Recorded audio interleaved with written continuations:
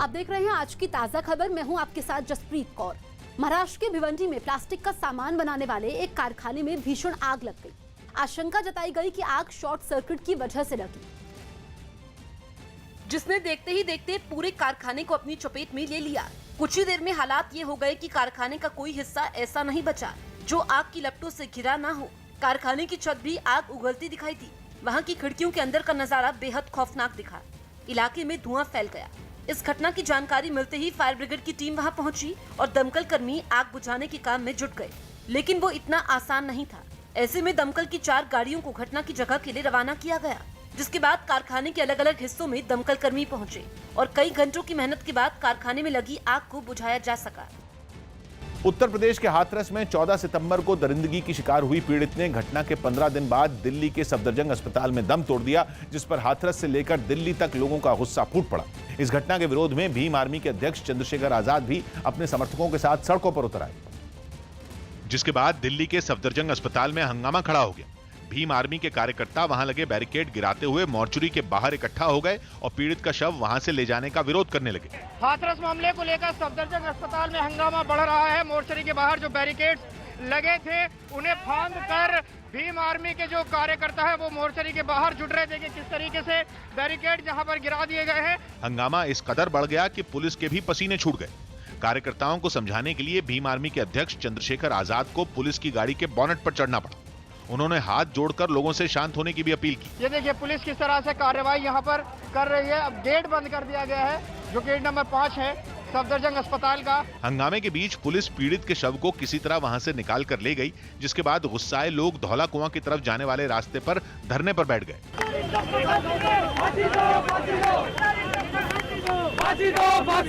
पीड़ित की मौत ने परिवार को बुरी तरह झकझोर दिया। उसके पिता ने आरोपियों के लिए फांसी की सजा की मांग की। फांसी की सजा होनी चाहिए और किसी भी बेटी के साथ में ऐसा अत्याचार न होना चाहिए, जघन्य अपराध नहीं होना चाहिए। 15 दिन पहले दरिंदगी का शिकार हुई पीड़ित को एक दिन पहले ही सफदरजंग अस्पताल लाया गया था, लेकिन उसने कुछ ही घंटों बाद दम तोड़ दिया, जिसके बाद दिल्ली महिला कांग्रेस ने भी इस पर प्रदर्शन किया और पीड़ित के लिए इंसाफ की मांग की। और महिला कांग्रेस की कार्यकर्ता इंडिया गेट के पास विजय चौक पर धरने के लिए पहुंच गईं। उनके साथ अध्यक्ष अमृता धवन भी नजर आईं, जिन्हें पुलिस ने घसीटकर गाड़ी में बैठा दिया। हाथरस की बेटी को न्याय दो! न्याय दो, न्याय दो! इस हंगामे के बाद वहां कांग्रेस नेता उदित राज और उनके समर्थक भी पहुंच गए, जिन्हें पुलिस ने हिरासत में लेकर बसों में भर दिया। ये जो कांग्रेस के कार्यकर्ता हैं यहाँ पर आए हैं और इनका कहना है कि ये हर जगह इसी तरह से लगातार प्रदर्शन करेंगे। हाथरस की घटना पर मचे हंगामे के बीच उत्तर प्रदेश पुलिस ने बताया कि वो इस मामले में 4 आरोपियों को गिरफ्तार कर चुकी है। यही नहीं, पुलिस की तरफ से इस मामले में कई झूठी खबरें फैलाने का भी दावा किया गया। उत्तर प्रदेश पुलिस ने अपनी प्रेस रिलीज में बताया कि घटना में पीड़ित की जीभ काटने, आंखें फोड़ने और रीढ़ की हड्डी तोड़े जाने के जो दावे किए जा रहे हैं वो गलत हैं। पुलिस के मुताबिक पीड़ित की मेडिकल रिपोर्ट में जीभ काटने और रीढ़ की हड्डी तोड़े जाने का कोई जिक्र नहीं किया गया है। पुलिस का कहना है कि आरोपियों ने गला दबाकर पीड़ित को मारने की कोशिश की थी और इस दौरान दांतों के बीच उसकी जीभ आने से उसे कुछ चोटें आईं। इसके अलावा पुलिस का दावा है कि गला दबाने की वजह से पीड़ित की रीढ़ की हड्डी को चोट आई। मतलब पुलिस का कहना है कि पीड़ित की रीढ़ की हड्डी तोड़ी नहीं गई थी। 14 सितंबर को हुई इस घटना में पुलिस ने मेडिकल रिपोर्ट के आधार पर पीड़ित के रेप से भी इनकार कर दिया। मेडिकल एग्जामिनेशन के समय कोई इस प्रकार का दुष्कर्म का तथ्य है इस पे सामने नहीं है। यूपी के हाथरस में दरिंदगी का शिकार हुई पीड़ित का अंतिम संस्कार कर दिया गया। इस बीच पुलिस ने शांति बनाए रखने की अपील की। पुलिस ने पीड़ित परिवार को सुरक्षा देने की बात भी की और भरोसा दिया कि आरोपियों पर सख्त कार्रवाई की जाएगी। पुलिस ने इस मामले में 4 आरोपियों को गिरफ्तार किया है। 15 दिन पहले हाथरस में दरिंदगी का शिकार हुई पीड़ित को एक दिन पहले ही सफदरजंग अस्पताल लाया गया था, लेकिन उसने कुछ ही घंटों बाद दम तोड़ दिया था, जिसके बाद से आरोपियों पर कड़ी कार्रवाई की मांग को लेकर काफी हंगामा हुआ। इस मामले में यूपी सरकार और पुलिस पर मामले को दबाने के आरोप भी लगे और घटना के विरोध में लोग सड़कों पर उतरे। परिवार जनों से बात करते हुए और शांति व्यवस्था को मद्देनजर रखते हुए उनका विधिवत अंतिम संस्कार कर दिया गया है और इसमें जो भी 4 अभियुक्त थे, 4 की गिरफ्तारी पहले से हो चुकी है और इसमें पुलिस प्रशासन दोनों मिलके पूरे निष्पक्ष रूप से इसको पूरे न्यायसंगत तरीके से आगे तक ले जाएंगे। कार्रवाई त्वरित की जाएगी और परिवार को पूरा न्याय दिलवाया जाएगा। केंद्र के नए कृषि कानूनों पर जारी सियासी घमासान के बीच पंजाब के कई हिस्सों में किसानों का रेल रोको आंदोलन जोर पकड़ता जा रहा है। पंजाब के कई जिलों में किसान पटरियों पर धरने पर बैठे हैं और केंद्र सरकार से नए कानूनों को वापस लेने की मांग कर रहे हैं, जिसकी एक झलक अमृतसर में देखी गई, जहां किसान रेल रोको आंदोलन के तहत लगातार छठे दिन पटरियों पर डटे रहे। फिरोजपुर में भी कृषि कानूनों के खिलाफ पटरियों पर बैठे किसानों का धरना जारी रहा। किसानों ने केंद्र सरकार पर भी जमकर हमला बोला। ਇਹਨਾਂ ਜਿਹੜੇ ਕਾਲੇ ਕਾਨੂੰਨ ਬਣਾਏ ਹੋਏ ਇਹਨਾਂ ਨੂੰ ਵਾਪਸ ਕੀਤਾ ਜਾਵੇ। ਜਿਹੜੇ ਕਾਰਪੋਰੇਟ ਘਰਾਣੇ ਆ ਜਾਂ ਹੋਰ ਕੰਪਨੀਆਂ ਵਾ ਇਹਨਾਂ ਨੂੰ ਬਿਲਕੁਲ ਇਸ ਪੰਜਾਬ ਦੀ ਧਰਤੀ ਤੇ ਹਰਿਆਣੇ ਧਰਤੀ ਤੇ ਪੈਰ ਨਾ ਰੱਖਣ ਦੇਵੇ। अमृतसर और फिरोजपुर जैसा नजारा बठिंडा में भी दिखाई दिया, जहां किसान डीएम दफ्तर के बाहर प्रदर्शन करते दिखे। ये किसान पिछले 25 से 26 दिनों से यहाँ डीएम दफ्तर के बाहर बैठे हुए किसान कह रहे हैं कि इस कानून में जितना भी है किसानों के खिलाफ है। पंजाब के कई जिलों में कृषि कानूनों के खिलाफ लगातार प्रदर्शन चल रहे हैं। किसानों ने चेतावनी दी है कि जब तक सरकार इन कानूनों को वापस नहीं लेगी, वो सड़कों और पटरियों पर डटे रहेंगे। इस बीच पता चला कि खालिस्तान समर्थक संगठन सिक्स फॉर जस्टिस किसानों के प्रदर्शन की आड़ में बड़ी साजिश रच रहा है। न्यूज 18 के शैलेंद्र वांगू की रिपोर्ट है कि नए कृषि कानूनों के विरोध में चल रहे किसानों के प्रदर्शनों की आड़ में सिक्स फॉर जस्टिस अपने एजेंडे को हवा देने की कोशिश कर रहा है। साथ ही खालिस्तान समर्थक इस संगठन की तरफ से किसानों का लोन चुकाने के लिए उन्हें पैसों का लालच भी दिया जा रहा है। खबर है कि अपने एजेंडे को साधने के लिए सिक्स फॉर जस्टिस ने 30 सितंबर को किसानों से दिल्ली घेराव करने को कहा है, लेकिन पंजाब के किसानों का साफ कहना है कि उनका इस संगठन से कुछ भी लेना देना नहीं है। न्यूज 18 इंडिया की टीम लेह में खरदुंगला के पास 18,000 फीट की ऊंचाई पर पहुंची। इसी ऊंचाई पर एलएसी पर भारतीय सेना के जवान भी तैनात हैं। 18,000 फीट की ऊंचाई पर तापमान -5 डिग्री से भी कम था। इस बीच कुछ जगहों पर बर्फ भी जमी नजर आई। ऐसे हालात में भी वहां सड़क बनाने का काम चल रहा था। तापमान और बर्फ को देखते हुए वहां लोहे के सरियों से ऐसी सड़क बनाई जा रही है जो हर मौसम में टिकी रहे। हम इस वक्त जिस हाइट पर मौजूद हैं, एलएसी पर भारतीय जवान लगभग इसी हाइट पर मौजूद हैं। खरदुंगला पास से आगे आने के बाद लगभग 17,900 फीट की ऊंचाई पर हम इस वक्त मौजूद हैं। यहाँ पर माइनस में इस वक्त टेम्परेचर है और जो कोई भी पानी की बूंद अगर यहाँ पर होगी तो वो जम जाती है। इस तरीके का कि यहाँ पर सर्दी है। आप देख सकते हैं कि मेरे यहाँ पर अगर आप देखेंगे लेफ्ट में, ये पूरा का पूरा आप यहाँ पर आइस देख सकते हैं कि किस तरीके से पानी गिरते गिरते जम गया है। यहाँ पर बिल्कुल इस तरीके की ये यहाँ से पानी बहते हुए माइनस टेम्परेचर होने की वजह से बिल्कुल जम गया है, ऐसी स्थिति है। यहाँ पर सांस लेने में भी दिक्कत हो रही है क्योंकि यहाँ पर माइनस में टेम्परेचर होने के साथ साथ ऑक्सीजन लेवल्स बहुत कम हैं। अगर हम चल रहे हैं तो सांस लेने में थोड़ी दिक्कत हो रही है और सर भी थोड़ा घूमता है। यहाँ पर इस तरीके की स्थिति है और यहाँ सड़क पर भी अगर आप देखेंगे तो जो पानी है वो जम जाता है। ये माइनस टेम्परेचर है। ऐसी स्थिति में हमारे जवान डटे हुए हैं मोर्चे पर। बीआरओ के लिए कितना मुश्किल काम है वो मैं आपको यहाँ पर दिखाने की कोशिश कर रहा हूँ कि इस बर्फ़ की वजह से ऐसी स्थिति में देखिए रोड की क्या यहाँ पर हालत हो गई है और बीआरओ को इन तमाम चैलेंज को देखना होता है। आप देखिए यहाँ पर अगर आप देखेंगे तो बीआरओ यहाँ पर पूरा एक लेंटर डाल करके पूरा सीमेंटेड तरीके से एक लेंटर बना करके एक पूरा आर्टिफिशियल रोड यहाँ क्रिएट करने की कोशिश की जा रही है और ये बहुत ही मुश्किल टास्क है क्योंकि पहाड़ी से ये रास्ता बिल्कुल बचा नहीं यहाँ पर और इसको पूरा आर्टिफिशियली इसी तरीके से तैयार करना जैसा रोड ये पहले से मौजूद है, ये बहुत डिफ़िकल्ट टास्क है। तो बीआरओ के साथ साथ भारतीय जवानों को भी किस मुश्किल से गुजरना पड़ता है वो आप यहाँ पर अंदाज़ा लगा सकते हैं। मैं इस वक्त मेरे हाथ बिल्कुल यहाँ पर जम गए हैं, इस तरीके की यहाँ पर सर्दी है और लगभग 18,000 फीट की ऊंचाई पर हम इस वक्त मौजूद हैं जहाँ -4-5 डिग्री टेम्परेचर इस वक्त है जो हम महसूस भी कर पा रहे हैं और यहाँ पर पानी बहते हुए जम जाता है। ये बर्फ़ इस सीज़न में भी अगर इस सितंबर के महीने में भी अगर यहाँ पर बर्फ़ इस तरीके से मौजूद है तो आप अंदाज़ा लगा सकते हैं कि क्या स्थितियाँ होंगी। ऐसी स्थितियों में हमारे जवान लगातार बॉर्डर पर डटे हुए हैं, एक्लेमेटाइज्ड हैं क्योंकि हम नीचे से हाइट पर पहुँचे हैं तो हमें यहाँ पर काफ़ी दिक्कत हो रही है इस टेम्परेचर को झेलने में और यहाँ ऑक्सीजन लेवल्स के साथ खुद को कंफर्ट करने में। लेकिन हमारे जवान एक्लेमेटाइज्ड हैं इस सिचुएशन के लिए क्योंकि पिछले 2-3 महीने से लगातार वो हायर एल्टीट्यूड पर बने हुए हैं और लगातार इन सर्द चोटियों पर पूरी तरह से शिद्दत से देश की रक्षा के लिए जुटे हुए हैं और चीन को मुंह तोड़ जवाब दे रहे हैं। मुंबई में बिना मास्क घूमने वालों पर कड़ी कार्रवाई की जाएगी। न्यूज़ 18 की ज्योत्सना गंगने की रिपोर्ट है कि बिना मास्क के बाहर घूमने वालों के लिए मुंबई के नगर निगम बीएमसी ने नया फरमान जारी किया है, जिसके तहत अगर कोई बिना मास्क के मुंबई की सड़कों पर घूमता पाया गया तो उस पर 200 रुपए का जुर्माना लगाया जाएगा। इसके अलावा बीएमसी ने सभी दुकानों, दफ्तरों और रेस्टोरेंट के मालिकों को भी निर्देश दिए कि वो बिना मास्क के किसी को भी अंदर न घुसने दें। यहां तक कि मुंबई में किसी बस, टैक्सी या ऑटो में भी बिना मास्क के कोई सफर नहीं कर पाएगा। बिहार के गया में खरीदार नहीं मिलने की वजह से कपड़ा उद्योग से जुड़े कारोबारियों की मुश्किलें बढ़ गईं। बिक्री नहीं होने की वजह से इन लोगों का लाखों का माल गोदाम में पड़ा है। इस मामले में कपड़ा कारोबारियों ने नीतीश सरकार से मदद की गुहार भी लगाई, क्योंकि खरीदार नहीं मिलने की वजह से उनके गोदाम में कपड़े से बने मास्क और गमछे का ढेर पड़ा हुआ है। कोरोना से बचने के लिए चेहरा ढकना सबसे ज्यादा जरूरी है। यही वजह रही कि मास्क और गमछे की डिमांड बढ़ती देखकर कारोबारियों ने लाखों का माल तैयार कर लिया, लेकिन सप्लाई नहीं होने की वजह से ये सारा माल गोदाम में ही पड़ा रह गया। सरकार से कहा गया कि वो गमछा और मास्क तैयार कर सकते हैं, क्योंकि बड़ी तादाद में लोग इसको लेंगे। लाखों का माल का ढेर यहाँ पर पड़ा हुआ है। हालात से परेशान इन कारोबारियों ने राज्य सरकार से मदद भी मांगी। मास्क जो कपड़ा बना है वो कम से कम बिक्री हो जाए तो हम लोग को बहुत राहत मिलेगी इससे। बताया गया कि गया जिले के ज्यादातर कारोबारियों ने लॉकडाउन के दौरान करीब 10 लाख के मास्क और गमछे तैयार किए, जिनमें 25% की ही सप्लाई हो पाई।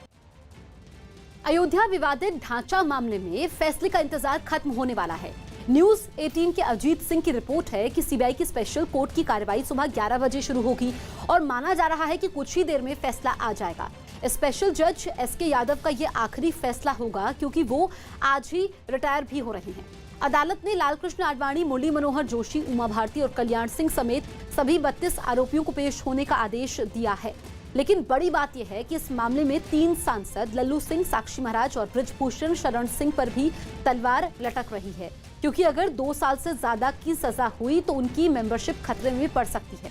6 दिसंबर 1992 को राम जन्मभूमि परिसर में विवादित ढांचा गिराने का मामला सामने आया था, जिसमें सीबीआई ने 49 लोगों के खिलाफ चार्जशीट दाखिल की थी, जिनमें 17 की मौत हो चुकी है। जब जजमेंट आएगा उसमें किसी प्रकार का कोई लोग उपद्रव या किसी इस तरह की चीज़ को नहीं कर पाए, इसके लिए भी पुलिस की पूरी सतर्कता रखी हुई है और कल व्यापक पैमाने पर चेकिंग हम लोगों के द्वारा की जाएगी।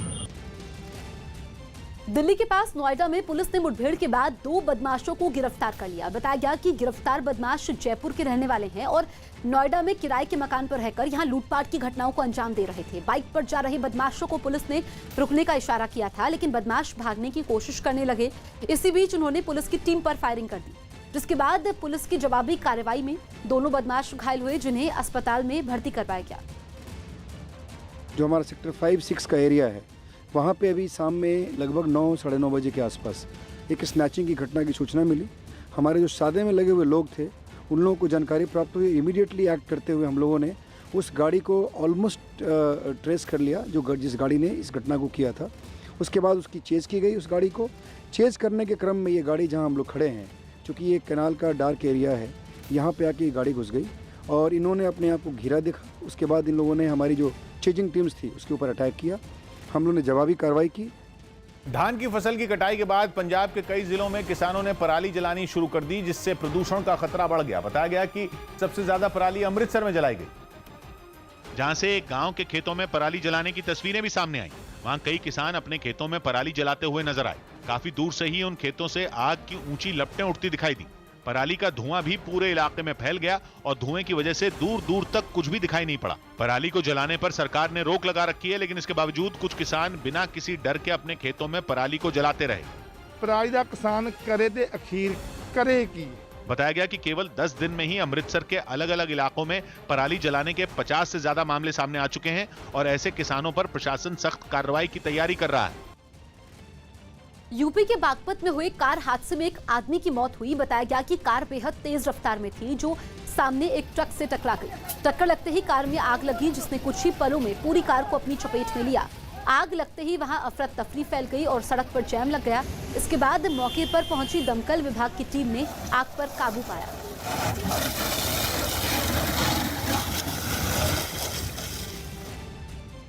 अमेरिका ने एक बड़ा फैसला लेते हुए इराक में अपना दूतावास बंद करने का ऐलान कर दिया। राजधानी बगदाद में मौजूद अमेरिकी दूतावास को लगातार निशाना बनाया जा रहा था, जिसके लिए अमेरिका ने सीधे ईरान और उसके समर्थन वाले गुटों को जिम्मेदार ठहराया था। अमेरिका ने इराक को अपनी जमीन से होने वाले इन हमलों को रोकने की चेतावनी भी दी थी, लेकिन सरकार के नाकाम रहने पर उसने अपना दूतावास ही बंद करने का ऐलान कर दिया। यानी अब दोनों देशों के बीच कूटनीतिक रिश्ते भी खत्म हो जाएंगे। बगदाद में अमेरिका का यह दूतावास पूरी दुनिया में सबसे बड़ा अमेरिकी दूतावास है, लेकिन इसे बंद करने का एक दूसरा मतलब भी निकाला जा रहा है। जानकारों की माने तो यह अमेरिका की नई रणनीति का संकेत है जो उसने ईरान के लिए बनाई है।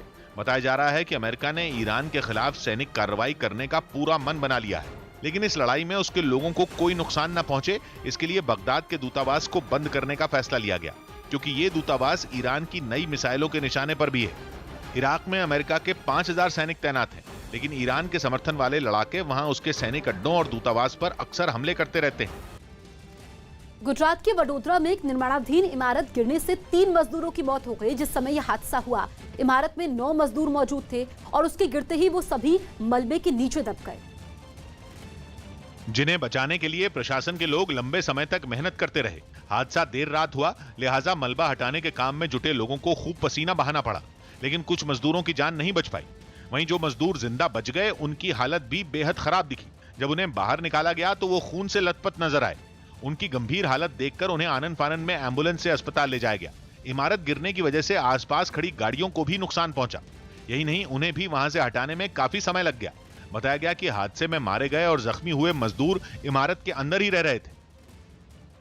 सिख समुदाय के प्रसिद्ध तीर्थ स्थल श्री हेमकुंड साहिब में 4G सेवाएं शुरू करने वाला जियो पहला टेलीकॉम ऑपरेटर बन गया।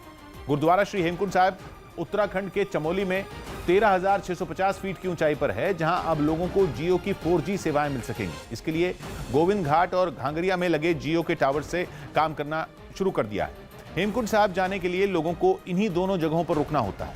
श्री हेमकुंड साहिब में 4G सेवाएं शुरू होने से वॉइस क्वालिटी सुधरेगी और श्रद्धालु वीडियो कॉलिंग भी आसानी से कर सकेंगे। यही नहीं, इससे इंटरनेट इस्तेमाल करते हुए तेज स्पीड से जानकारी अपलोड और डाउनलोड करने की सुविधा भी मिल सकेगी। इसके अलावा 4G यानी 4th जनरेशन की सेवाएं शुरू होने से पर्यटन को भी बढ़ावा मिलने की उम्मीद है। हम जियो के सभी जितनी भी टीम है सभी को बहुत धन्यवाद करते हैं गुरुद्वारा श्री हेमकुंड साहिब मैनेजमेंट ट्रस्ट की ओर से, और वाहिगुरु से प्रार्थना करते हैं कि इनको दिन दुगनी रात चौगनी तरक्की बख्शे। इंडिया गेट पर ट्रैक्टर जलाने के मामले में प्रधानमंत्री ने निशाना साधा। नए कृषि कानूनों का विरोध कर रही कांग्रेस पार्टी पर प्रधानमंत्री नरेंद्र मोदी ने तीखा हमला बोला। एक दिन पहले पंजाब यूथ कांग्रेस के कार्यकर्ताओं ने दिल्ली में इंडिया गेट के पास जो ट्रैक्टर को आग लगाई थी, उस घटना को पीएम ने किसानों का अपमान बताया। जिन सामानों की, उपकरणों की किसान पूजा करता है, उन्हें आग लगाकर ये लोग अब किसानों को अपमानित कर रहे हैं। पीएम के हमले का जवाब देने आई कांग्रेस नेता सुप्रिया श्रीनेत ने ट्रैक्टर को आग लगाए जाने की घटना पर सफाई दी। मेरी सूचना के मुताबिक एक पुराना ट्रैक्टर था। मैं खुश हूं कि ये होने के बाद आज मीडिया इस पर बात तो कर रहा है। बिहार में आरएलएसपी के साथ नया मोर्चा बनाने वाली बीएसपी प्रमुख मायावती ने उपेंद्र कुशवाहा को मुख्यमंत्री उम्मीदवार घोषित किया। नए बने गठबंधन को बिहार की जनता का भी पूरा आशीर्वाद प्राप्त हो जाता है, तो फिर इस गठबंधन की ओर से श्री उपेंद्र कुशवाहा ही मुख्यमंत्री बनेंगे। दिल्ली के तिहाड़ जेल में 1 अक्टूबर से कैदी फिर अपने परिवार से मुलाकात कर पाएंगे। इससे पहले कोरोना के खतरे की वजह से मार्च में इस पर रोक लगा दी गई थी। हालांकि अब भी 1 महीने में किसी कैदी के परिवार का एक ही सदस्य उससे मिल पाएगा। हाथरस पीड़ित की दिल्ली के सफदरजंग अस्पताल में मौत पर यूपी में सियासी संग्राम छिड़ गया। कांग्रेस ने इस मामले में यूपी पुलिस के साथ सरकार को भी घेर लिया। सरकार बैठकर मुकदर्शक बनी थी, आखिर सरकार ने गंभीरता से क्यों नहीं लिया? उसके इलाज की प्रॉपर व्यवस्था क्यों नहीं की? लेकिन यूपी सरकार ने इन आरोपों से इनकार किया और ये साफ कर दिया कि वो दोषियों को सजा दिलाने में कोई कसर नहीं छोड़ेगी। ये घटना दुखद है और जिन लोगों ने ये कार्य करा उनको बख्शा नहीं जाएगा। आंध्र प्रदेश के गुंटूर में कृष्णा नदी का जलस्तर बढ़ने से कई इलाकों में पानी भर गया, जिससे लोगों की मुसीबत बढ़ गई। वहां लगातार हो रही बारिश की वजह से नदी में पानी बढ़ता चला गया, जिससे उसके आसपास मौजूद कई इलाके पानी में डूबे दिखाई दिए। जहाँ तक नजर गई वहाँ तक पानी ही पानी दिखा। सड़क का तो नामो निशान ही मिट गया हो। लोगों के खेतों में लगी फसल भी पानी में बर्बाद हो गई, जिससे उनका काफी नुकसान हुआ। वहाँ रहने वाले लोगों की रोजमर्रा की जिंदगी बुरी तरह प्रभावित हो गई। उनके मकानों में पानी भर गया। हर कोई किसी तरह वहाँ से बाहर निकलने की कोशिश में जुटा दिखा। कुछ लोग पुलिस की गाड़ी के पीछे पीछे मोटरसाइकिलों पर सवार होकर आगे बढ़ते नजर आए, तो कुछ ने खुद को इन मुश्किल हालात से बाहर निकालने के लिए एक नाव का सहारा लिया। ग्रीस में हजारों लोगों ने अमेरिका के विदेश मंत्री माइक पोम्पियो के दौरे का विरोध किया।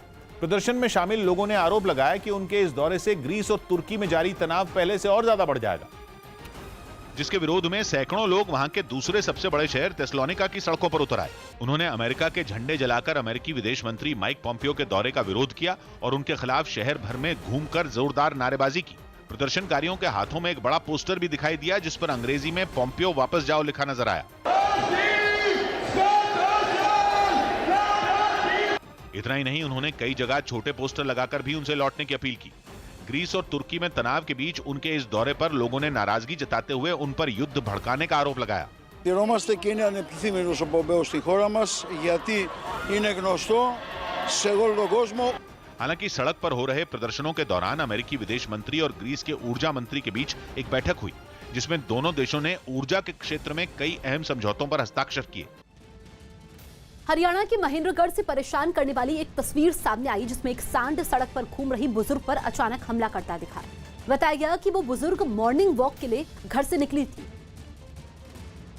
तभी कुछ दूरी पर पहुंचते ही वहां पहले से मौजूद सांड ने उन पर हमला कर दिया, जिससे वो सड़क पर गिर गई। घटना के वीडियो में साफ दिखा कि जैसे ही बुजुर्ग सांड के करीब पहुंची, तभी तिराहे पर खड़े सांड ने दौड़कर उन्हें सड़क पर गिरा दिया। अपनी दादी को सांड से बचाने के लिए उनका पोता भागता हुआ वहां पहुंचा, लेकिन सांड ने उस पर भी हमला कर दिया। उसे सड़क पर गिराने के बाद सांड ने उसे कई बार लात मारी। इतने के बावजूद जैसे ही उसने सड़क पर गिरी अपनी दादी को उठाया, सांड ने दोनों पर फिर से हमला कर उन्हें गिरा दिया। इस बीच इलाके के लोग वहां जमा हो गए। एक ने डंडे से सांड को भगाने की कोशिश की, तो दूसरा सावधानी बरतते हुए अपने मकान से बाहर निकला और दोनों को सड़क से उठाकर दूसरी सुरक्षित जगह ले गया। राजस्थान के सीकर में पंचायत चुनाव के नतीजे आने के बाद जश्न मनाने में डूबे लोगों ने कोरोना से जुड़े नियमों को ताक पर रख दिया। वहां 26 पंचायतों में सरपंच पद के लिए चुनाव हुए, जिनके नतीजे आते ही बहुत सारे लोग इस कदर जश्न मनाने में डूबे कि वो कोरोना से जुड़े नियम ही भूल गए। सरपंच पद के लिए दिन में हुए चुनाव के नतीजे रात में ही आ गए और जिन लोगों की झोली में जीत आई, उनके समर्थक सब कुछ भूलकर नाचने गाने में डूब गए। जीतने वाले एक प्रत्याशी को तो उसके समर्थकों ने अपने कंधों पर उठा लिया और नारे लगाने लगे। हैरानी की बात तो यह कि जीत की खुशी मना रहे इन लोगों में किसी के चेहरे पर मास्क भी नजर नहीं आया। उल्टा जीतने वाले प्रत्याशी ने भी अपने चेहरे से मास्क हटा दिया। राज्य सरकार की ओर से ऐसे किसी भी तरह के जश्न पर रोक लगाई गई है, लेकिन इन लोगों ने न केवल नियमों की धज्जियां उड़ाई, बल्कि डीजे की धुन पर जमकर डांस भी किया।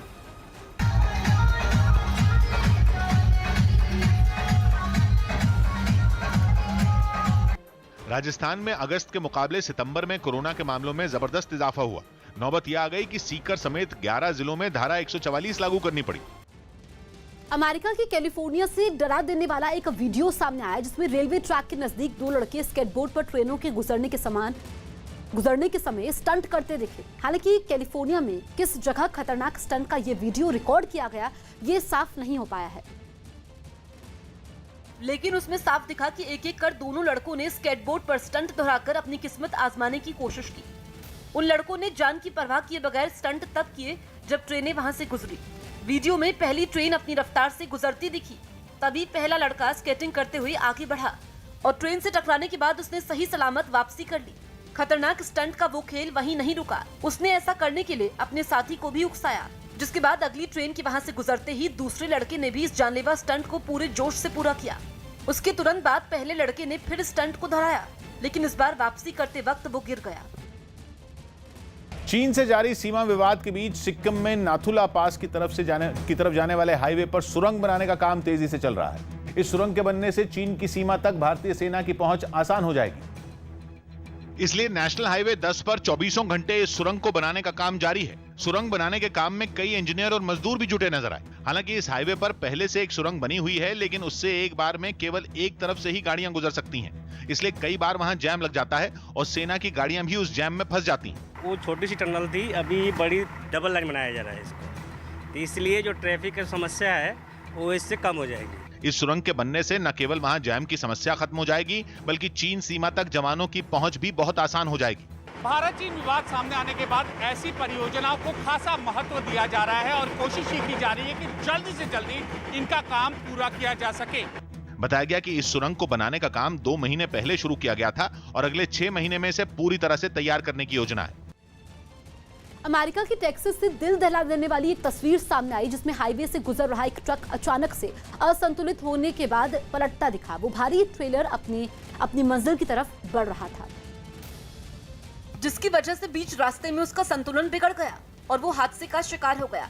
हादसे की वीडियो में साफ दिखा कि हाईवे से गुजरते वक्त उस पर रखा ट्रेलर एक तरफ झुकने लगा, जिस वजह से ट्रक चलते चलते पलट गया। रफ्तार में होने की वजह से कुछ दूरी तक वो घिसटता चला गया। यही नहीं, उसके आगे चल रही एक कार को भी उसने सड़क के किनारे से टकराने के बाद अपनी चपेट में ले लिया, जिस वजह से वो कार भी वहीं पलट गई। बताया गया कि इस हादसे में कार और ट्रक ड्राइवर सुरक्षित रहे। देश के चर्चित 2G मामले में एक बार फिर जल्द सुनवाई शुरू होने वाली है। न्यूज़ 18 के अमित कुमार सिंह की रिपोर्ट है कि इस मामले में दिल्ली हाईकोर्ट ने ईडी और सीबीआई की याचिका मंजूर कर ली और 5 अक्टूबर से 2G केस की रोजाना सुनवाई की तारीख भी तय कर दी। 2017 में दिल्ली की पटियाला हाउस कोर्ट ने डीएमके सांसद एमके कनिमोड़ी और ए राजा समेत सभी आरोपियों को बरी कर दिया था, जिसके खिलाफ जांच एजेंसियों ने हाईकोर्ट का दरवाजा खटखटाया था, जिसे मंजूर करते हुए अदालत ने सुनवाई अगले महीने से शुरू करने का फैसला सुनाया है। महाराष्ट्र सरकार ने नवरात्र के लिए दिशा निर्देश जारी कर दिए। कोरोना संकट के बीच महाराष्ट्र सरकार ने नवरात्र पर नए दिशा निर्देश जारी किए, जिनमें सार्वजनिक जगहों पर दुर्गा की मूर्ति की ऊंचाई 4 फीट और घरों में मूर्ति की ऊंचाई 2 फीट तक रखने की इजाजत दी। इसके अलावा सभी तरह के सांस्कृतिक कार्यक्रमों पर रोक जारी रखने का फैसला लिया गया। प्रयागराज में आम आदमी पार्टी के कुछ कार्यकर्ताओं की प्रदर्शन के दौरान पुलिस से झड़प हो गई, जिसके बाद पुलिस ने कई लोगों को हिरासत में ले लिया। इस प्रदर्शन में शामिल लोगों ने प्रदेश में कानून व्यवस्था के खराब होने ka आरोप लगाया और हाथरस में लड़की से हुई दरिंदगी के आरोपियों को कड़ी सजा देने की मांग की।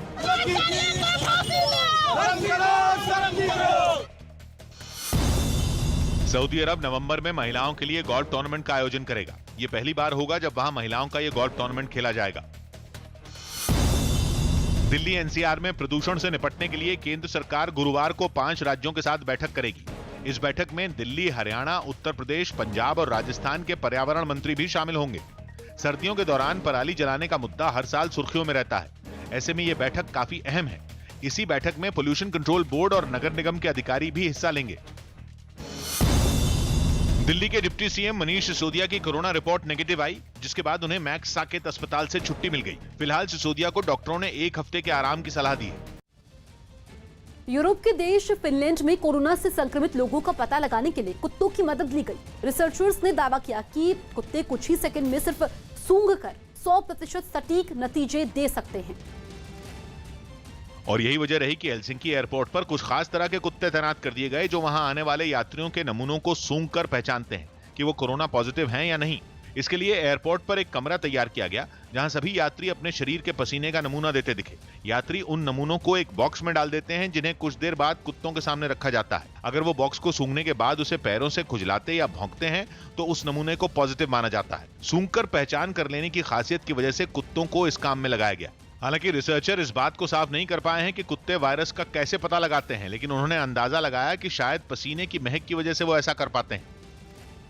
दक्षिणी दिल्ली नगर निगम ने कोरोना पीड़ितों से जुड़ने के लिए 41 कॉल सेंटर शुरू किए। ये कॉल सेंटर अलग अलग अस्पतालों, डिस्पेंसरियों और हेल्थ केयर सेंटरों में बनाए गए, जिनकी मदद से कोरोना से लड़ रहे मरीजों से बातचीत की जाती है। दक्षिणी दिल्ली नगर निगम ने जिन अस्पतालों में ये कॉल सेंटर बनाए, उनमें उसका लाजपत नगर का अस्पताल भी शामिल है। वहां बने कॉल सेंटर में डॉक्टर समेत 3 लोगों की टीम बैठी नजर आई। ये लोग लगातार लोगों से बात करते दिखे। हम मौजूद हैं लाजपत नगर के साउथ एमसीडी अस्पताल में, जिसके ऑफिस के एक हिस्से को फिलहाल कॉल सेंटर में तब्दील कर दिया गया है।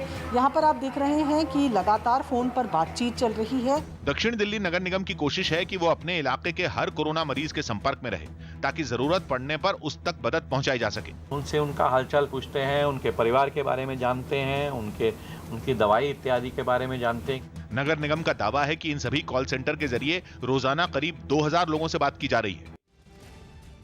जम्मू के खौट सेक्टर में पाकिस्तान की ओर से भारी गोलाबारी हुई है। पाकिस्तान ने रिहायशी इलाकों को निशाना बनाकर फायरिंग की है, जिसमें 2 नागरिक घायल हुए हैं। पाकिस्तान की गोलाबारी का भारतीय सेना मुंहतोड़ जवाब दे रही है। पाकिस्तान LOC पर लगातार फायरिंग कर रहा है और भारतीय चौकियों को निशाना बनाने की फिराक में है। रूस के वोरोनेज इलाके के जंगलों में भीषण आग भड़क गई। ये आग कैसे भड़की इसका पता फिलहाल नहीं चल पाया, लेकिन बेहद तेजी से फैली इस आग ने कुछ ही घंटों में 150 हेक्टेयर के जंगल तबाह कर दिए। वोरोनेज के जंगलों में लगी ये आग इतनी भीषण थी कि हर तरफ से शोले उठते नजर आए। हरे भरे पेड़ लपटों में घिर गए। ये आग रिहायशी इलाकों तक भी पहुंच गई और कई मकान तबाह हो गए। हर तरफ मलबे का ढेर दिखाई देने लगा। इसके बाद भी वहां मौजूद कुछ लोग अपने आशियानों को बचाने में जुटे नजर आए।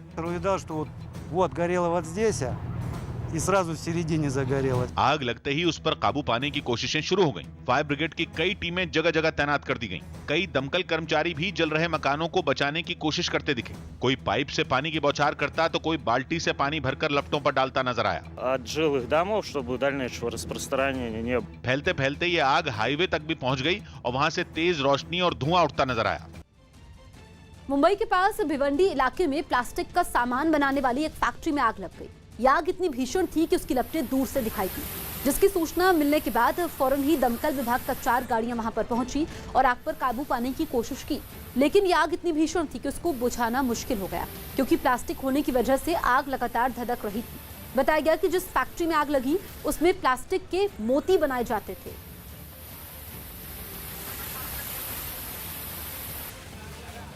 अमेरिका के न्यूयॉर्क में रेस्टोरेंट कारोबार से जुड़े सैकड़ों लोगों ने विरोध प्रदर्शन किया। इन लोगों ने रेस्टोरेंट में 50% ग्राहकों के प्रवेश को मंजूरी देने की मांग की और इसके लिए न्यूयॉर्क के गवर्नर के दफ्तर तक एक मार्च निकाला, जिसमें कई रेस्टोरेंट मालिक, कर्मचारी और उनके परिवार के लोग भी शामिल हुए। कोरोना संकट की वजह से वहां के रेस्टोरेंटों में क्षमता से 1/4 यानी सिर्फ 25% ग्राहकों को ही अंदर बैठकर खाने की मंजूरी दी गई, जबकि ये लोग 50% ग्राहकों को प्रवेश देने की मांग कर रहे हैं। अपनी नाराजगी जताने के लिए कुछ लोग कंधों पर एक ताबूत उठाकर मार्च करते नजर आए, जिसके जरिए उन्होंने ये बताने की कोशिश की कि अगर उनकी मांगों पर ध्यान नहीं दिया गया तो कुछ ही वक्त में उनके रेस्टोरेंट बंद हो जाएंगे। It's really about the survival rate for these restaurants. At 25%, we won't be able to survive. वो लोग हाथों में कई तरह के पोस्टर और तख्तियां भी पकड़े नजर आए, जिन पर उनका काम धंधा बचाने की अपील वाले नारे लिखे दिखे। प्रदर्शन में शामिल कई बच्चे भी अपने हाथों में पोस्टर थामे नजर आए। यूपी के बरेली में पुलिस ने एक फैक्ट्री में छापा मारकर नकली गुटखा बनाने का पर्दाफाश किया। पुलिस ने इस समय कई नामी कंपनियों के नकली गुटखे भी बरामद किए। पुलिस ने गुटखों के साथ उन मशीनों को भी जब्त कर लिया है जिनसे नकली गुटखा बनाया जा रहा था। पुलिस ने इस छापेमारी के समय एक आरोपी को गिरफ्तार किया। बताया गया कि बरेली में कुछ जगहों पर पुलिस को नकली गुटखा बनाने की शिकायत मिली थी, जिसके बाद इस छापेमारी की कार्रवाई को अंजाम दिया गया। 50 बंडल ये तंबाकू और 2 मशीनें, तंबाकू गुटखा बनाने की 2 मशीनें, 50 बंडल, कुछ बीड़ी इत्यादि बरामद हुए। अमेरिका के टेक्सास में पानी में खास तरह का अमीबा मिलने के बाद अलर्ट जारी कर दिया गया। News18.com की खबर के मुताबिक ये अमीबा नाक के रास्ते दिमाग तक पहुंचता है और फिर धीरे धीरे उसे खाना शुरू कर देता है। पानी में खतरनाक अमीबा होने की जानकारी सामने आने के बाद टेक्सास के कई शहरों में अलर्ट जारी किया गया और लोगों को सप्लाई के पानी का इस्तेमाल बंद करने की हिदायत दी गई। टेक्सास प्रशासन के मुताबिक अगर वक्त रहते इस अमीबा से नहीं निपटा गया तो यह भारी तबाही ला सकता है। वहां कुछ दिन पहले एक 6 साल के बच्चे की इस अमीबा की वजह से मौत हो गई। बाद में उसकी बीमारी का पता लगाने के लिए इलाके में सप्लाई होने वाले पानी की जांच की गई, जिसमें दिमाग खाने वाले अमीबा की मौजूदगी का पता चला। बिहार में महागठबंधन से अलग हुई आरएलएसपी ने बीएसपी से गठबंधन किया। आरएलएसपी प्रमुख उपेंद्र कुशवाहा ने महागठबंधन का साथ छोड़ दिया। उन्होंने बीएसपी और जनवादी पार्टी सोशलिस्ट के साथ नया मोर्चा बनाने का ऐलान किया। हम सब लोग आज एक साथ मिलकर गठबंधन बनाने का हमने फैसला किया है और इस हिसाब से हम लोग आगे चलेंगे। छत्तीसगढ़ के दंतेवाड़ा में 8 लाख के इनामी नक्सली कोसा मरकाम ने पुलिस के सामने सरेंडर कर दिया। इस नक्सली पर 11 से ज्यादा जवानों की हत्या में शामिल रहने का आरोप था। यही नहीं, वो करोड़ों के इनाम वाले कई और नक्सलियों के साथ भी काम कर चुका है। करीब 10 से 12 पुलिस हमलों में ये शामिल था। लगातार ये वहाँ पे 2015 के बाद 5 साल में एक बार भी घर नहीं आया। अभिनेत्री पायल घोष ने महाराष्ट्र के राज्यपाल से मिलकर अनुराग कश्यप की गिरफ्तारी की मांग की। साथ ही उन्होंने ये भी दावा किया कि उन्हें राज्यपाल ने हर संभव मदद का भरोसा दिया है। कुछ दिन पहले पायल घोष ने अनुराग कश्यप पर रेप का आरोप लगाया था। गवर्नर ने मुझे बोला है कि तुम हमारी बेटी हो और इस लड़ाई को आगे लेकर जाना, रुकना मत, हम तुम्हारे साथ हैं। इंग्लिश प्रीमियर लीग में लिवरपूल ने अपना शानदार अभियान जारी रखा और आर्सेनल की टीम को 3-1 से हरा दिया। ये लिवरपूल की लगातार तीसरी जीत है। इसी के साथ वो पॉइंट्स टेबल में दूसरे नंबर पर पहुंच गई। Best header away by David Luiz, and that's it now. Diogo Jota on his Premier League debut. दक्षिण अमेरिकी देश चिली की राजधानी सेंटियागो में करीब 7 महीने बाद वहां का मशहूर बुइन चिड़ियाघर लोगों के लिए दोबारा खोल दिया गया। कोरोना के खतरे को देखते हुए उसे बंद करने का फैसला किया गया था, लेकिन अब उसे सैलानियों के लिए फिर खोल दिया गया। राजधानी सैंटियागो के बुइन चिड़ियाघर में कई महीने बाद लोग अपने बच्चों के साथ घूमने पहुंचे। काफी दिनों बाद उन्हें अपने बीच में देख 2 गेंडे तो अपनी ताकत का प्रदर्शन करने में जुट गए। बंदर भी अपनी कलाबाजी दिखाने में पीछे नहीं रहे। चिड़ियाघर के खुलने से सबसे ज्यादा खुश वहां पहुंचे बच्चे दिखाई दिए, जिन्हें जंगल के खतरनाक जानवरों को अपनी आंखों के सामने देखने का मौका मिला। वहीं कुछ लोग सेल्फी लेकर इस लम्हे को यादगार बनाने में जुटे दिखाई दिए। Es una etapa COVID, estamos con un recorrido que es diferente, con reservas, con una serie de cosas que no son parte. चिड़ियाघर घूमने आए सैलानियों का तापमान मापकर ही उन्हें अंदर जाने दिया गया। कोरोना के खतरे को देखते हुए अभी यहां पर एक दिन में सिर्फ 3000 लोगों को ही आने की इजाजत दी गई। 24 एकड़ में फैले इस चिड़ियाघर में घूमने के लिए लोगों को अभी ऑनलाइन टिकट ही खरीदना पड़ेगा। उत्तर प्रदेश के बागपत से एक रोंगटे खड़े कर देने वाली तस्वीर सामने आई, जिसमें एक कार बीच सड़क पर जलती दिखाई दी। यह हादसा ईस्टर्न पेरिफेरल एक्सप्रेसवे पर तेज रफ्तार कार के वहां खड़े एक तेल टैंकर से टकराने की वजह से हुआ, जिसके तुरंत बाद डीजल से भरे टैंकर में आग लग गई और उसकी चपेट में कार भी आ गई। टक्कर के बाद टैंकर में भरा तेल रास्ते पर फैल गया, जिसकी वजह से आग ने खतरनाक रूप ले लिया। भीषण लपटों को देख वहां से गुजरने वाले लोग दहशत में आ गए। आसमान में फैले काले धुएं ने लोगों के डर को और बढ़ा दिया, जिसकी वजह से सड़क पर जाम लग गया। थोड़ी देर में घटना की सूचना पर पुलिस और फायर ब्रिगेड की टीम भी वहां पहुंच गई, जिसके बाद आग को बुझा लिया गया। हादसे में कार जलकर राख हो गई और उसमें बैठे दोनों लोगों को भी नहीं बचाया जा सका। बिहार में महागठबंधन में आरजेडी और कांग्रेस में दूरियां बढ़ने की खबर है। बताया गया कि महागठबंधन में आरजेडी ने कांग्रेस को 58 सीट का ऑफर दिया था। फिर उसके बाद आरजेडी के नेताओं ने 1-2 और सीट देने की बात की थी, लेकिन कांग्रेस के नेता 90 सीट से कम पर समझौते के लिए तैयार नहीं है, जिसके बाद आरजेडी और कांग्रेस के बीच दूरियां बढ़ने लगी है। अगर मामला आगे बढ़ता है तो कांग्रेस महागठबंधन से अलग हो सकती है। बिहार में 243 सीटों पर 3 चरणों में चुनाव होने हैं, जिसके नतीजे 10 नवंबर को आएंगे। मेक्सिको में सरकार के खिलाफ प्रदर्शन कर रही महिलाओं और पुलिस के बीच हिंसक झड़प हो गई। ये महिलाएं वहां गर्भपात के हक की मांग करते हुए सड़कों पर निकली, लेकिन रोके जाने पर उनका गुस्सा भड़क उठा और वो पुलिस से टकरा गई। हालात बिगड़ते देख पुलिस ने महिलाओं पर आंसू गैस के गोले दागे और उनको वहां से खदेड़ने की कोशिश की। हालांकि पुलिस की सख्ती के बावजूद महिलाएं पीछे नहीं हटी, उल्टा उन्होंने भी पुलिस वालों पर पटाखों से हमला कर दिया। कई महिलाएं एक सरकारी दफ्तर के सामने इकट्ठा हो गईं और वहां तोड़फोड़ शुरू कर दी। इससे पहले प्रदर्शन कर रही इन महिलाओं ने एक मार्च निकाला और गर्भपात को कानूनी रूप से जायज बनाए जाने की मांग की। हालांकि महिलाओं के प्रदर्शन को देखते हुए वहां बड़ी तादाद में पुलिस को तैनात किया गया, जिसने उन्हें आगे बढ़ने से रोक दिया। बिहार विधानसभा चुनाव को कम वक्त बचा है, लेकिन अभी तक एनडीए में सीटों के बंटवारे पर सहमति नहीं बन पाई है। खबर है कि चिराग पासवान ने तय कर लिया है कि अगर आज एनडीए में सीट बंटवारे पर कोई समाधान नहीं निकलता है तो फिर वो बिहार में 143 सीटों पर अपने उम्मीदवारों को उतारेगी। ईरान ने एक नई बैलिस्टिक मिसाइल का सफल परीक्षण किया है। पहले से ईरान और अमेरिका के बीच चल रहे तनाव की वजह से ये मिसाइल बड़ी जंग की वजह बन सकती है। खास तौर पर इसलिए भी क्योंकि ईरान पहले से अमेरिका को अपने इस हथियार के लिए चेतावनी दे रहा था। सख्त प्रतिबंधों की धमकियों के बावजूद ईरान ने मिसाइल का परीक्षण कर अमेरिका को उकसाने का काम किया है। ईरान की यह नई मिसाइल वहां की नौसेना को सौंपी जाएगी। दावा किया जा रहा है कि मिसाइल जमीन पर निशाना साधने के काम आएगी। मिसाइल की रेंज करीब 700 किलोमीटर बताई जा रही है। मिसाइल का नाम ज़ुल्फ़ाकर बसीर है। ईरान के पास ज़ुल्फ़ाकर नाम की एक मिसाइल पहले से ही है, जिसकी रेंज 300 किलोमीटर है। नई मिसाइल को उसी का नया वर्जन बताया जा रहा है, लेकिन केवल 700 किलोमीटर रेंज वाली मिसाइल खतरनाक इसलिए है क्योंकि इराक में मौजूद अमेरिकी फौज के किसी भी ठिकाने को इस मिसाइल से तबाह किया जा सकता है। जम्मू के खौड सेक्टर में पाकिस्तान की ओर से भारी गोलाबारी हुई है। पाकिस्तान ने रिहायशी इलाकों को निशाना बनाकर यह फायरिंग की है, जिसमें 2 नागरिक घायल हो गए। पाकिस्तान की गोलाबारी का भारतीय सेना मुंहतोड़ जवाब दे रही है। पाकिस्तान एलओसी पर लगातार फायरिंग कर रहा है और भारतीय चौकियों को निशाना बनाने की फिराक में है। जम्मू कश्मीर के अनंतनाग में आतंकियों की सुरक्षा बल के जवानों पर हमले की कोशिश नाकाम हो गई। सुबह के वक्त वहां कुछ आतंकियों ने जवानों पर गोलियां चलाईं, लेकिन मुस्तैद जवानों ने तुरंत जवाबी कार्रवाई करते हुए आतंकियों को खदेड़ दिया और उसके बाद पूरे इलाके में आतंकियों को ढूंढने के लिए तलाशी अभियान चलाया गया। जवानों की कई गाड़ियां उस जगह पहुंची जहां पर आतंकियों ने सुरक्षा बल पर हमले की कोशिश की थी। तुरंत सभी जवान गाड़ी से उतरे और फिर तेजी से तलाशी अभियान में जुट गए। इसके अलावा सेना की बख्तरबंद गाड़ियां भी वहां भेजी गईं ताकि किसी भी तरह के हालात से निपटने में आसानी रहे। वहां के रिहायशी इलाकों में भी आतंकियों की तलाश की गई और एहतियातन लोगों को उनके घरों से निकालकर सुरक्षित जगहों पर पहुंचाया गया।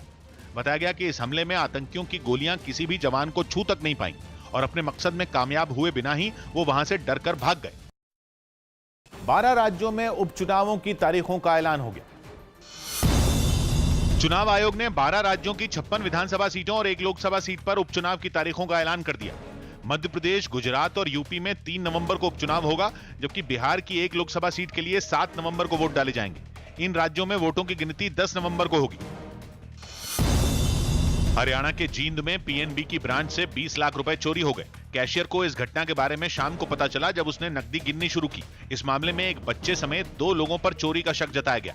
अंदर केबिन में एक छोटा बच्चा 10 साल का वो जाता है केबिन में और उस केबिन में जाके केबिन से 20 लाख रुपया बैग में डाल के और उसके साथ जो भी आदमी था वो बच्चा और वो 2 सब आदमी यहाँ ब्रांच से निकल गया। इराक की राजधानी बगदाद में हवाई अड्डे को निशाना बनाकर रॉकेट से हमला किया गया। ये रॉकेट वहां एक मकान पर गिरा, जिससे एक ही परिवार के 3 बच्चों और 2 महिलाओं की मौत हो गई। अमेरिकी सैनिकों को निशाना बनाने के लिए ये रॉकेट दागा गया था। इसके पीछे ईरान के समर्थन वाले गुट का हाथ होने की आशंका जताई गई।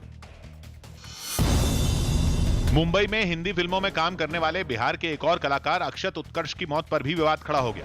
अक्षत उत्कर्ष का शव उसके अंधेरी वेस्ट के मकान से संदिग्ध हालात में बरामद हुआ। शुरुआती जांच में इसे आत्महत्या बताया गया था, लेकिन अक्षत के परिवार ने हत्या का शक जताया। साथ ही इस मामले में मुंबई पुलिस पर सहयोग न करने का आरोप लगाया। सुसाइड के पीछे का कारण जो है वो अभी तक पता नहीं चल पाया है, मगर जो अक्षत के मामा है उनका कहना ये है कि अक्षत ने सुसाइड नहीं किया है। यूपी के बागपत में हुए कार हादसे में एक आदमी की मौत हुई। बताया गया कि कार बेहद तेज रफ्तार में थी, जो सामने एक ट्रक से टकरा गई। टक्कर लगते ही कार में आग लगी, जिसने कुछ ही पलों में पूरी कार को अपनी चपेट में लिया। आग लगते ही वहां अफरा तफरी फैली और सड़क पर जाम लग गया। इसके बाद मौके पर पहुंची दमकल विभाग की टीम ने आग पर काबू पाया।